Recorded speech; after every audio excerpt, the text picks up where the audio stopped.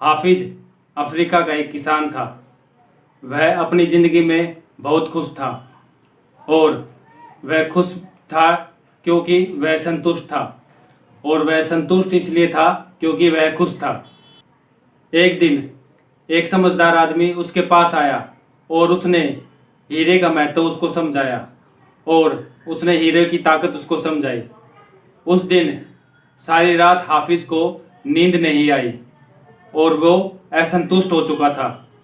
सुबह उठते ही उसने क्या किया, अपना खेत बेच दिया और अपने बीवी बच्चों के लिए जिन्हें रहने खाने पीने का इंतजाम कर दिया और वो हीरे की खोज में निकल पड़ा। उसने अपनी पूरी लाइफ में हीरे खोजने का एक संकल्प लिया। वह पूरे अफ्रीका में घूम गया और पूरे अफ्रीका में उसने हीरो की खोज की। वहाँ पे उसको कोई हीरा नहीं मिला, नाकामयाब हो गया। और फिर उसने यूरोप की तरफ अपना रुख लिया और वहाँ भी वो असफल हुआ। और उसने जब सारा टाइम, अपना सारा एनर्जी, सारी दौलत अपनी वहाँ लगा दी, उसके बाद जब उसकी एनर्जी ख़त्म हो गई, उसकी जो सोचने की ताकत खत्म हो गई, उसके पैसे खत्म हो गए, तो उसने मजबूरन एक नदी में कूदकर अपनी आत्महत्या कर ली। और दूसरी तरफ क्या हुआ, जिस आदमी ने उस आदमी का, हाफिज का खेत खरीदा था, एक दिन वो उस खेत के किनारे जाती हुई नदी में अपने ऊँट को पानी पिला रहा था। तो उसने देखा कि नदी के दूसरी तरफ एक पत्थर पड़ा हुआ है और वो बहुत चमक रहा है, उसमें इंद्रधनुष की किरणें निकल रही है सूरज की रोशनी से।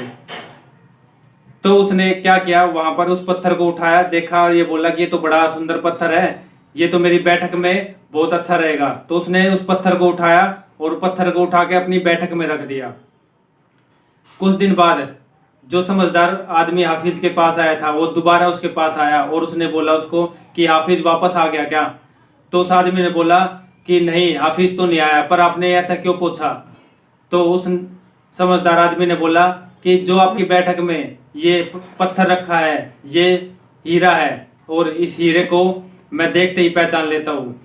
तो उस आदमी ने बोला कि ये हीरा नहीं है, ये तो एक पत्थर है, इसको तो मैं देख के इसलिए लाया था कि। और उस हीरो को देखते हुए उसने बोला कि ऐसे ऐसे तो बहुत सारे पत्थर मेरे खेत में पहले से ही पड़े हुए हैं, चलो मैं दिखाता हूँ। तो वहाँ पे गए तो वहाँ पे ढेर सारे हीरे बिखरे हुए थे। तो उनको देखते हुए उस समझदार आदमी ने बोला कि ये तो सब हीरे हैं, और उन्होंने कुछ हीरे वहाँ से उठाए और उसके जांच परख के लिए उसको शहर भेज दिया। तो उसमें यह साबित हुआ कि पूरा खेत था उनका, जो हाफिज का पूरा खेत था, वो हीरो से भरा हुआ था। तो दोस्तों, यहाँ क्या सीख मिलती है?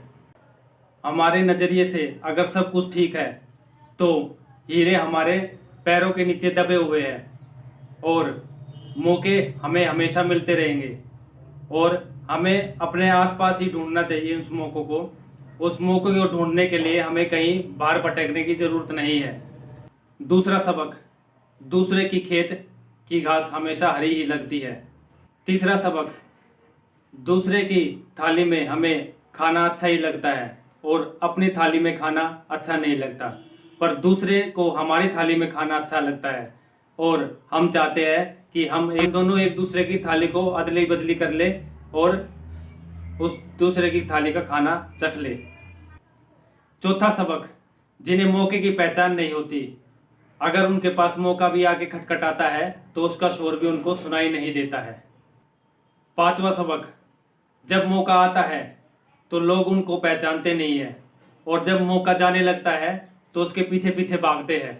छठा सबक, कोई मौका दोबारा नहीं आता, और अगर कोई मौका चला जाता है तो वो पहले वाले मौके से अच्छा नहीं होता या उससे बेहतर भी हो सकता है। तो हमें जल्द से जल्द जो भी मौका मिले उस मौके को पकड़ लेना चाहिए, क्योंकि वही हमारा सबसे बेहतर मौका होता है।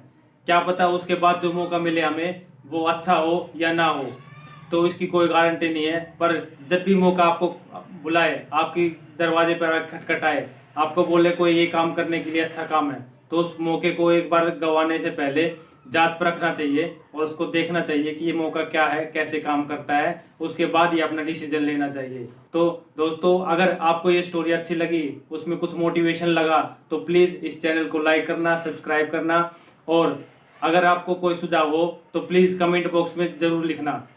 अभी के लिए धन्यवाद।